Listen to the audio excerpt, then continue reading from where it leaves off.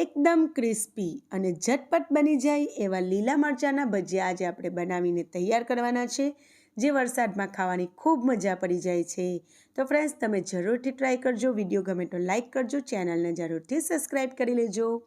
તો અહીં મેં 500 ગ્રામ જેટલા આ વેરાયટીના મોટા આવે છે મરચાં એ લીધેલા છે.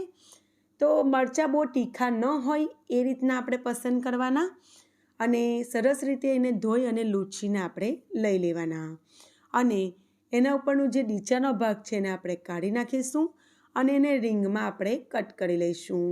તો આજે આપણે રીંગ ભજીયા બનાવીને તૈયાર કરવાના છે ફ્રેન્ડ્સ, તેથી મેં એને રીંગમાં કટ કરી રહેલી છું. તમે ઈચ્છો તો એને લંબાઈમાં પણ કટ કરી શકો છો, એ તમારી ચોઈસ છે. તો આ બધા જ મરચાંને આ રીતે રીંગમાં હું કટ કરીશ. તો તમે જોઈ શકો છો, બહુ વધારે જાડા પણ નહીં કટ કરવાના અને બહુ વધારે પાતળા પણ નહીં કરવાના. સાથે સાથે એમાં રહેલા બી, જો મરચાં વધારે તીખા હોય તો તમારે બી પણ એમાંથી કાઢી લેવાના, જેથી એની તીખાશ ઓછી થઈ જશે. તો આ રીતે બધા જ મરચાંને મેં રીંગમાં કટ કરી લીધેલા છે. હવે આપણે એમાં કેટલાક જનરલ મસાલા કરીશું, જે આપણા ઘરમાં રૂટીનમાં હોય જ છે.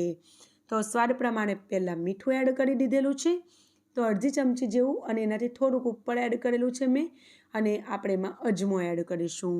તો આ મરચાંમાં અજમાનું ફ્લેવર બહુ જ સરસ લાગતું હોય છે, તો તમને પસંદ હોય તો તમે જરૂરથી એડ કરજો, બાકી તમે એને સ્કીપ પણ કરી શકો છો. સાથે સાથે ફ્રેન્ડ્સ, આપણે એમાં લીંબુનો રસ એડ કરીશું. તો એક લીંબુ હોય મોટું તો એક એડ કરવાનું, જો લીંબુ નાનું હોય તો 2 લીંબાનો રસ એડ કરી દેવાનો. તો એની ખટાશ મરચાંમાં બહુ જ સરસ લાગતી હોય છે. સાથે સાથે આપણે એમાં 1/4 ચમચી જેટલી હિંગ એડ કરેલી છે અને અડધી ચમચીથી થોડુંક ઓછું હળદર પાવડર અને ધાણા જીરું પાવડર 1 ચમચી જેટલું એડ કરેલું છે. તો ધાણા જીરું પાવડર પણ ઓપ્શનલ છે, પણ એ નાખવાથી પણ ટેસ્ટ સરસ લાગતો હોય છે. હલકા હાથે એકદમ બધું મિક્સ કરી દેવાનું અને બિલકુલ મરચાંમાં હિંગ તૂટે ના એનું ધ્યાન રાખવાનું. અને આ રીતે એકદમ દરેક મરચાં ઉપર મસાલો કોટ થઈ જાય એ રીતે આપણે પહેલાં મિક્સ કરી પછી આપણે એને ઢાંકીને 10 મિનિટનો રેસ્ટ આપી દેવાનો, જેથી એમાં પાણી નેચરલી છૂટું પડશે અને પછી આપણે એમાં જ બેસન અને કોર્નફ્લોર એડ કરીને એને રેડી કરીશું. તો જુઓ, સરસ એવું એમાં પાણી છૂટું પડી ગયું છે, તમે જોઈ શકો છો. અને હવે આપણે એમાં, જો તમને ફ્રેન્ડ્સ ઉતાવળ હોય તો તમે 5 મિનિટ સુધી રાખશો તો પણ ચાલશે.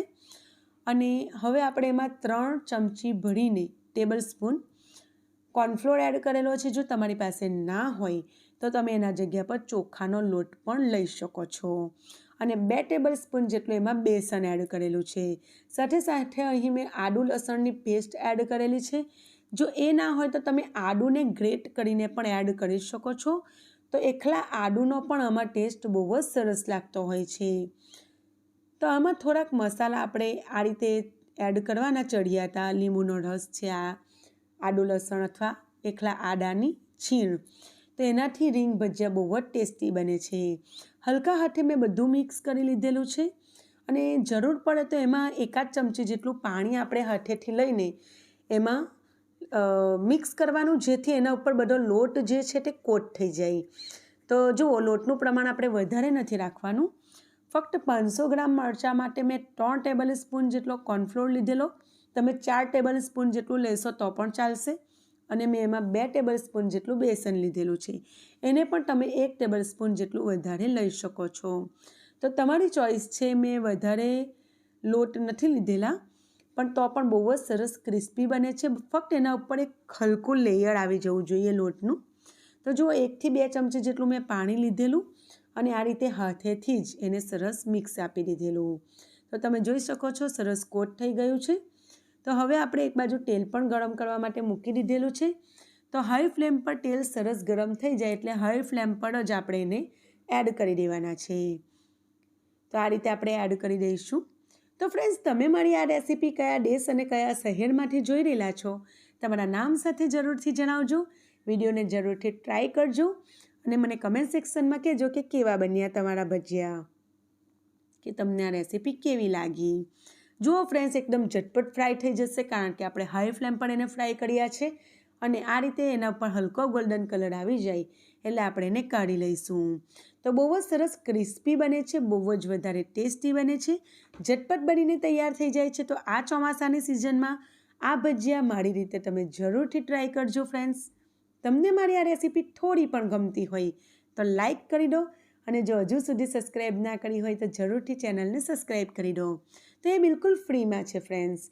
તો જુઓ, એકદમ ઝટપટ ભજીયા બનીને તૈયાર છે. તો મેં તમને કીધું એમ ઓછી તીખી વેરાયટીને તમે પસંદ કરજો, તમને ખૂબ પસંદ આવશે. ફરી મળીશું, આવજો.